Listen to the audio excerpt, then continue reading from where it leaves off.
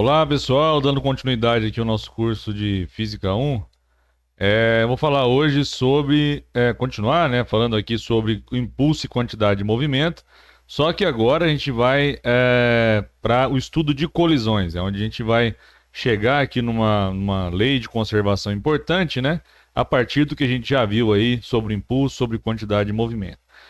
Vamos aqui então a uma apresentação. Nós temos aí eu coloquei aqui alguns exemplos, né, de colisões. Então nós podemos utilizar, né, as colisões ali entre as bolinhas de bilhar, né, bolinha de jogo de sinuca, bilhar, como quiserem chamar, né. Colisões aí que acontecem, né, durante práticas de esportes de contato, uma bola sendo chutada, uma bola sendo golpeada com uma raquete, uma bola sendo golpeada com um taco e assim por diante. Pode achar inúmeros exemplos, né? E aqui também colisão entre carros, provavelmente aqui num teste, né, de impacto, né, onde são feitos para verificar o quão seguros são os automóveis. E esse aqui da direita é a colisão, colisão entre partículas, né, que são aí aceleradas, né, a velocidades próximas à velocidade da luz. Então, nós temos aí uma colisão de partículas a altas energias e o que se obtém dessas colisões, né? Uma série de outras partículas. Você pode investigar, isso é pesquisa atual, né? Pesquisa sendo realizada, por exemplo, no CERN, no LHC e outros aceleradores de partículas aí pelo mundo, certo? Eu quero, para a gente poder pegar aqui e entender como isso funciona, né? Vamos voltar aqui a um pequeno GIF aqui que eu já tinha utilizado, onde a gente pode ver uma colisão entre duas partículas, A e B. No momento ali da colisão, a gente tem essa força de interação entre elas, que a gente vê em câmera lenta, né? Obviamente. Como são essas forças e o tempo, né? O intervalo de tempo entre elas, né?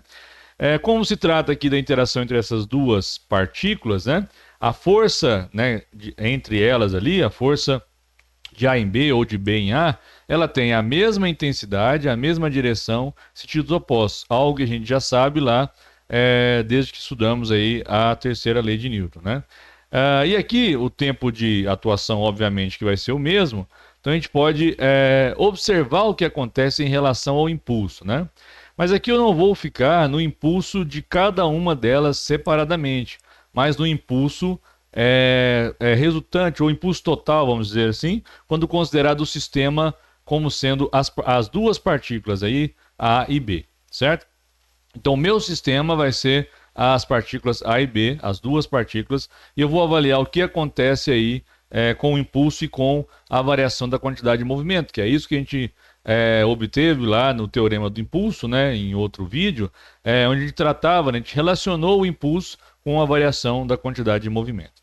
Nesse caso aqui que nós temos então, né, pegando então o impulso como sendo a variação da quantidade de movimento, esse impulso total ou resultante, vamos dizer assim. E aí se eu pegar, né, como essas duas forças elas têm a mesma intensidade, mas têm sentidos opostos, eu poderia escrever vetorialmente aqui a minha equação dessa maneira, né? O impulso devido a uma das partículas, né? Admitindo que aqui eu estou considerando que essa força média, né, é sempre a mesma aqui quando a gente trata uma ou outra partícula. E aí, quando eu somar, né, essas duas contribuições, o que eu vou ter? Tenho menos F ΔT mais F ΔT. Então, quando eu somar, né, essas duas contribuições, meu impulso resultante ele será nulo. Então, eu tenho que a variação da quantidade de movimento ela é zero. O que isso significa, né? O que isso implica para a gente? Que a quantidade de movimento depois, né? Aqui esse depois é imediatamente depois da colisão, né? E antes é imediatamente antes da colisão. A gente costuma usar esses termos, né? Essa diferença é igual a zero. Então eu posso dizer que a quantidade de movimento depois é igual à quantidade de movimento antes. Isso então leva, né, o que a gente chama aqui de conservação da quantidade de movimento. Veja que isso é interessante a gente observar, né? Que isso é válido quando nós só temos forças internas. Ali o que nós tínhamos, né, entre A e B, considerando que A e B é o meu sistema, né, as forças ali de A em B e B em A são forças internas, são forças entre partículas ali do meu sistema. Então ali nós não tínhamos agindo sobre o sistema, né, forças externas. Então se o somatório de forças externas, ou se a resultante, né, quando eu considerar todas as forças externas atuando sobre ali as partículas do meu sistema, esse somatório é nulo, quer dizer então que eu posso considerar que há conservação da quantidade de movimento, né? E a quantidade de movimento se conserva não é a quantidade de movimento do sistema que se conserva, né? Então, quando eu for analisar, quando eu for avaliar esses problemas, eu tenho que pegar a quantidade de movimento do sistema antes e a quantidade de movimento do sistema depois. Eu posso dizer então que existe uma igualdade entre esses dois momentos aí que a gente está comparando, né? Imediatamente antes da colisão ou de um choque, de algum evento assim, e imediatamente depois. Então existe conservação da quantidade de movimento. Muitas vezes nós consideramos também o seguinte, que até tem alguma força externa atuando ali no meu, né, naquelas partículas que compõem o meu sistema, mas essa força externa ela é muito menor quando comparada às forças internas. Então, por exemplo, se você tiver isso aí numa explosão, né, as forças internas elas são muito mais intensas, né, quando comparáveis às forças internas agindo ali, como por exemplo a força peso ou uma outra força qualquer, né? Então muitas vezes também a gente considera, né, por ter essa diferença de intensidade muito grande entre as forças internas em comparação com as internas, a gente considera como um sistema conservativo. Em que aspectos, né? Em relação à conservação da quantidade de movimento, tá? Então isso acontece muito quando a gente vai resolver alguns problemas e a gente se depara com essas situações. E nós classificamos essas colisões, né, como sendo colisões elásticas, inelásticas e parcialmente elásticas, né? Vocês vão ver também algumas nomenclaturas diferentes, então tem que chamar atenção para isso, né? Pode ser que vocês vejam, né? Perfeitamente elástica, elástica e inelástica, né? Ou ainda perfeitamente elástica, elástica e perfeitamente inelástica. Então, mas se você entender o que nos leva a nomear dessa maneira, é mais importante do que o nome. Mas eu vou adotar aqui o que é mais comum, né? Chamar de colisões elásticas ou perfeitamente elásticas, colisões parcialmente elásticas e inelásticas, tá? Essa é a nomenclatura que eu vou adotar e que é a mais comum, é a mais utilizada, e por isso também eu vou utilizar assim, né? E nas colisões elásticas que nós temos, né? Mesmo que haja ali uma deformação, essa deformação no momento ali da colisão, né? Naquele instante da colisão, essa deformação ela é reversível, né? Então, ela é restituída depois que cessa a colisão, vamos dizer assim. Então, o que nós podemos dizer é que, neste caso, né, nesse tipo de colisões elásticas, atuam apenas forças conservativas, né? E também que a energia cinética total é a mesma antes e depois da colisão. Então esse é um outro ponto chave aqui, né? Se a colisão ela é elástica, né, perfeitamente elástica, quer dizer o quê? Que a energia cinética do sistema antes da colisão é igual à energia cinética do sistema depois da colisão. Então, além da conservação da quantidade de movimento, que nós já estamos aqui trabalhando, né? Quantidade de movimento antes igual depois, eu tenho essa relação também envolvendo a energia cinética, né? Que a energia cinética do meu sistema, né, antes da colisão é igual à energia cinética do sistema depois da colisão. Isso é válido quando a colisão ela é uma colisão elástica. Se ela não for elástica, né, aí a gente tem que ver o que acontece em relação à energia cinética, tá? Um exemplo aqui, ó, essas colisões que acontecem entre bolinhas de bilhar, né? A deformação delas aqui é muito pequena e quase imperceptível, né? E se acontecer, ela é totalmente restituída. Então, esse tipo de colisão entre bolas de bilhar, ele pode ser considerado uma colisão elástica, né? A gente considera essa colisão como sendo elástica, certo? Então, um exemplo dessa colisão, desse tipo de colisão, né? Outra que eu disse para vocês é a parcialmente elástica, né? E as colisões parcialmente elásticas, a gente já pode diferenciar aqui o seguinte, né? Que a energia cinética do sistema, das partículas que compõem o meu sistema, né? Ela é menor após a colisão, né? Então a energia cinética total ela é menor. Se eu comparar antes e depois da colisão, a energia cinética depois da colisão ela é menor do que a energia cinética antes da colisão, certo? Isso a gente vê, por exemplo, em colisões entre automóveis, né? Aqui a gente tem que excetuar um caso que é quando eles ficam presos, atrelados um no outro e se movimentam juntamente. Esse caso vai entrar no próximo aqui. Mas considerando colisões onde cada um, né, adquire ali uma certa velocidade independente, né, seja nula ou não, mas independente, nesse caso a gente tem uma colisão elástica, parcialmente elástica. Por que ela não é elástica e parcialmente elástica? Porque eu não tenho uma restituição total. Veja que os corpos eles foram deformados, né? E eles continuam deformados. Então a gente pode pensar o seguinte, que parte da energia cinética ali antes da colisão, e logicamente está relacionado com a energia mecânica, né? Foi transformada em outras formas de energia, né? Então é por isso que a energia cinética aqui, antes e após, ela é diferente, né? É menor após em relação ao que eu tinha antes. No caso das colisões inelásticas, eu tenho também a mesma questão em relação à energia cinética, ela é menor, né? Após a colisão, só que é ainda menor aqui, a restituição é ainda menor, né?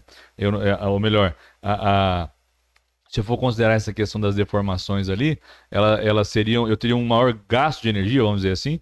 E além disso também, o que nós temos é que após a colisão, né, os corpos ali envolvidos, as partículas, eles se movem com a mesma velocidade, se movem juntos, né, com a mesma velocidade, certo? Um exemplo aqui muito comum, que eu já coloquei, até vou resolver ele aqui de forma literal com vocês, né? Que é esses utilizados em pêndulos balísticos, né? Eu tenho aqui um pêndulo, inicialmente ele está em repouso aqui, né? E aí é atirado um projétil ali contra aquele pêndulo, e aí ele vai ficar então vai entrar, né, adentrar aqui no corpo aqui do pêndulo e vão sair juntos aqui, né? Ele vai ficar preso e não vai atravessar embora, mas nesse caso vai ficar preso, né? O material preparado para resistir isso, obviamente. Ele vai subir então aqui a uma certa altura, né? Mas do ponto de vista da conservação aqui da quantidade de movimento, o que interessa para nós é imediatamente antes da bala atingir o projétil e imediatamente depois, porque aí o conjunto vai sair com a mesma velocidade. O que vai acontecer aqui, ó, esse conjunto subir até uma certa altura, a gente poderia utilizar, né, a conservação da energia mecânica, por exemplo, para resolver, descobrir essa altura, relacionar com isso para descobrir velocidade. Então, aqui já seriam outras questões que poderiam ser abordadas. Mas do ponto de vista da conservação da quantidade de movimento, o que interessa é quando o projétil vai, assim que ele chega, né, imediatamente antes aqui de encontrar, né, com o pêndulo e imediatamente depois quando saem aqui com a mesma velocidade. É isso que é importante para nós. E se a gente for avaliar isso aqui, ó, utilizando, né, que a quantidade de movimento antes é igual a depois, então o que nós temos, né, MAVA, lembra que quantidade de movimento é o produto da massa pelo vetor velocidade, né, MAVA mais MBVB mais MAVA', MBVB', ou seja, aqui eu estou diferenciando esse linha como sendo a velocidade antes e a velocidade depois, né? O A e o B são os corpos aqui. Agora, eu vou, como aqui é unidimensional, né? Eu posso trazer isso aqui posso omitir essa simbologia de vetores, e a gente olha só se todos, né? Como aqui eu só tenho inicialmente a bala em movimento, posso adotar esse sentido como sendo positivo, é mais conveniente para a gente. E a gente tem que avaliar isso, né? Uma vez que são grandezas vetoriais, tá? O sentido é importante. E aí nós temos a massa da bala vezes a velocidade da bala, mais a massa do projétil vezes a velocidade do... Projétil não, velocidade do pêndulo, né? Massa do pêndulo vezes a velocidade do pêndulo, depois massa da bala, velocidade, né, do conjunto, por isso que eu já nem nomeei índice, e a massa do pêndulo, né, velocidade do conjunto, porque eles vão sair juntos ali. Inicialmente aqui está parado, então vai sobrar apenas a massa da bala vezes a velocidade da bala, né? E aí eu posso colocar aqui em evidência, e se eu passar MB dividindo, eu tenho aqui uma relação que me dá a velocidade da bala. Claro que você não tem que decorar isso aqui, mas entender como que a gente chegou nisso, né? Então, se eu souber, vejam só, se eu souber qual é essa velocidade com que o o pêndulo está saindo aqui juntamente com a bala, né? Que ela ficou cravada nele ali. E souber a massa desses corpos, eu descubro a massa da bala. Ou, desculpa, eu descubro a velocidade da bala. Então, se eu souber a massa da bala, a massa do pêndulo, né? Souber a velocidade com que o conjunto saiu aqui, eu descubro a velocidade com que estava o projétil que foi arremessado ali contra o pêndulo, né? E aí a gente poderia, então, voltando daquele início que eu comentei, poderia, conhecendo essa altura, né, determinar essa velocidade usando a energia mecânica, a conservação da energia mecânica. Tendo essa velocidade e tendo as massas, eu acho a velocidade da bala, a velocidade inicial com que essa projétil chega aqui até onde está o pêndulo. Tá vendo? Então é uma questãozinha muito boa, muito interessante, muito cobrada, né? E não é complexa, é só a gente pensar direitinho aí em tudo que está envolvido. Tem um outro termo aqui, digamos assim, uma outra definição aqui que é importante, que é o chamado coeficiente de restituição, né? De acordo com o tipo de colisão, eu vou ter um valor diferente para esse coeficiente de restituição. E ele ajuda, né? E a gente não vamos demonstrar, mas dá para demonstrar o porquê dessa relação. E ele ajuda também para que a gente consiga calcular as velocidades dos corpos ali depois da colisão, por exemplo, né? São problemas muito comuns. Então, o que a gente pode usar? Suponha que eu tenha aqui, né, antes da colisão, né, duas partículas A e B se movendo com essas velocidades. Então, aqui, né, eu posso pensar numa velocidade de aproximação entre elas. Aí elas se chocam e depois elas passam a se afastar. Nesse caso aqui, é um exemplo para a gente pensar nisso, né? E eu poderia pensar, então, nessa velocidade de afastamento, na velocidade relativa de afastamento, assim como aqui uma velocidade relativa de aproximação, né? E aí nós podemos escrever o seguinte, que esse coeficiente de restituição, né, é dado pela velocidade relativa de afastamento, então por isso está VB' menos VA' aqui, pela velocidade relativa de aproximação, por isso as velocidades antes da colisão aqui para a gente, né? E como é que isso aqui se relaciona com os tipos de colisões que nós temos, né? Se a colisão for elástica, esse coeficiente de restituição vale 1. Então o que você já pode pensar aqui? Que eu tenho a mesma velocidade relativa de afastamento em relação à velocidade relativa de aproximação, né? Inclusive, se as massas forem iguais, eu vou ter uma troca de velocidade, desculpem, né? Uma troca de velocidade entre eles, se as massas forem iguais, certo? Então veja, se a colisão é elástica, esse coeficiente de restituição é igual a 1, então a velocidade relativa de afastamento é igual à velocidade relativa de aproximação. Então esse é um ponto aí muito interessante da gente considerar. Se ela for parcialmente elástica, então esse Ezinho, né, esse coeficiente de restituição, ele estará entre 0 e 1, né? Então aí você já pode pensar que se ela for inelástica, então seria igual a 0. Por que é tranquilo a gente pensar isso? Se os dois corpos vão se mover juntos, né, após a colisão, quando a colisão é inelástica, então você já pode entender o quê? Que não haverá velocidade relativa de afastamento. Então, só poderia ser 0 mesmo, né? E aí a gente pode recordar que em relação à energia cinética, né? Se ela é elástica, a energia cinética antes é igual à energia cinética depois do meu sistema, né? Agora, se ela for parcialmente elástica ou inelástica, a energia cinética antes é maior do que a energia cinética depois, tá? Então esse quadrinho aqui, ele dá uma boa ideia, né, do tudo que a gente viu até agora, ok? Vamos aqui a uma simulaçãozinha, né? Deixa eu pegar aqui pra gente. Só uma gente pegar aqui. Vamos aqui numa simulaçãozinha para a gente poder ver o que acontece, né? Vejam só, eu peguei aqui um caso, né? Não estou muito preocupado com esses valores, mas onde a gente tem uma colisão elástica. Veja que aqui eu consigo controlar o quão elástica ela é e até mesmo se ela é inelástica, né? Então eu vou fazer uma elástica, depois ela como sendo parcialmente elástica e inelástica. Então, sendo elástico, o que a gente espera que aconteça, né? Olha, então aqui eu tenho as velocidades. Se liguem também aqui, ó, no momento, né? Inclusive eu tenho um momento de cada uma delas, da 1, da 2 e o momento total. Então veja o que acontece, né, após a colisão também. Então eu vou começar aqui, né? Então aqui eu tenho imediatamente, né? Lógico que eu não consigo parar no ponto certo, mas imediatamente antes da colisão, né? Essas velocidades dessas partículas, e aí elas vão chocar. Aí veja só, né? Então, um ponto interessante de você observar é que aqui, ó, eu continuei com o mesmo momento ou quantidade de movimento total, né? É lógico que aqui, como eu tenho essas paredes, né, que do jeito que eu coloquei, elas são reflexivas aqui, então eu vou ter novas colisões, mas esse não interessa pra gente. Nós estamos interessados aqui em olhar a colisão entre essas duas partículas apenas, né? E nesse caso aqui a gente percebe a conservação da quantidade de movimento. Vamos de novo, né? Veja que, obviamente, como elas têm massas diferentes, eu tenho aqui a velocidade, né? Depois não vai ter uma troca igual de velocidades, eu quero dizer, mas apenas uma troca aqui proporcional. E uma que estava se movendo numa direção, né? Num sentido, passou para o outro, e assim sucessivamente. Então, do jeito que a gente provocou aqui uma colisão frontal, né? Então, veja só. Então, fiquem de olho aqui na energia cinética também, né? Olha, a energia cinética, ela se conserva, né? Antes, quando eu comparo antes e após a colisão. Agora, e se essa colisão, ela for parcialmente elástica? O que que muda, né? Vamos colocar um certo valor aqui. Se ela for parcialmente elástica, o que que vai acontecer? Nem vou baixar tanto, né?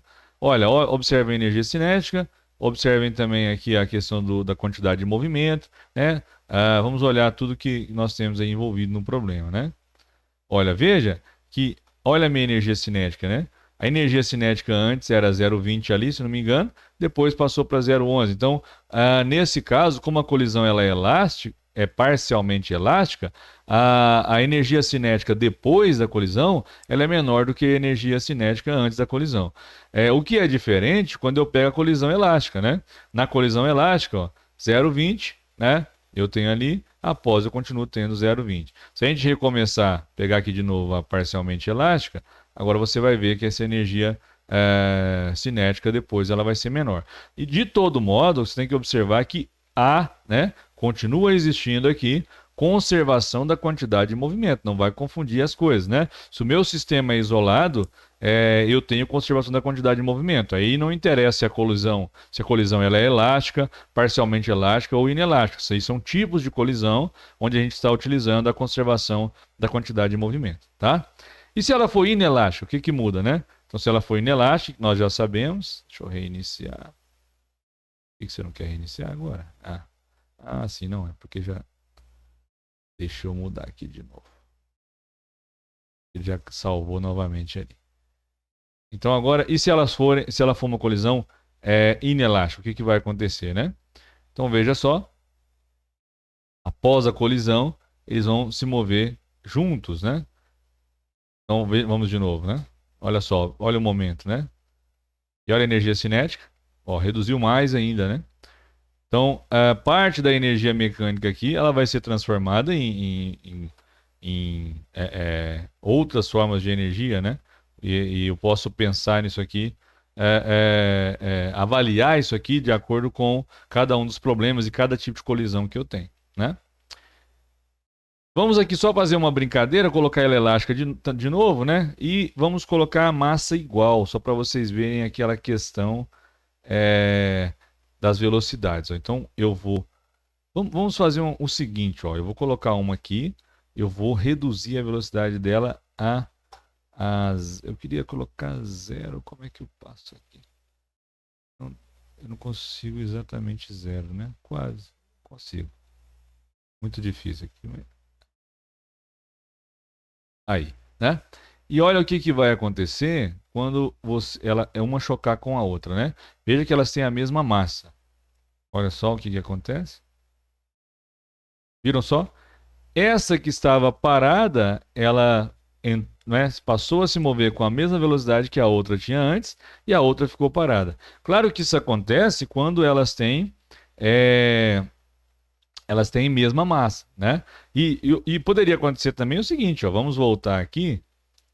Agora eu não vou deixar com que essa esteja parada, mas vamos pegar velocidades diferentes. Então gravem aí os valores, né? Ó, 0,36 e essa outra 0,59 aqui.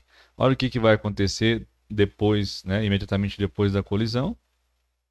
Elas trocam em módulo, né, obviamente, né, as velocidades, né? Isso, né, obviamente, pelo fato delas terem massas iguais, tá vendo? Então dá para a gente brincar aqui com muitas situações interessantes do ponto de vista dessas colisões aqui na simulação. Poderia pegar também as massas bem diferentes, né, uma com a massa muito maior do que a outra e avaliar isso, o que acontece, né? Tudo isso é possível aqui da gente fazer. Poderia pegar aqui, né, por exemplo, ver o que dá, né? E a gente pode estabelecer discussões quanto a isso aí, né? Veja um ganho de velocidade que ela teve. Ok? Vamos voltar aqui para a apresentação para a gente poder concluir essa aula, né?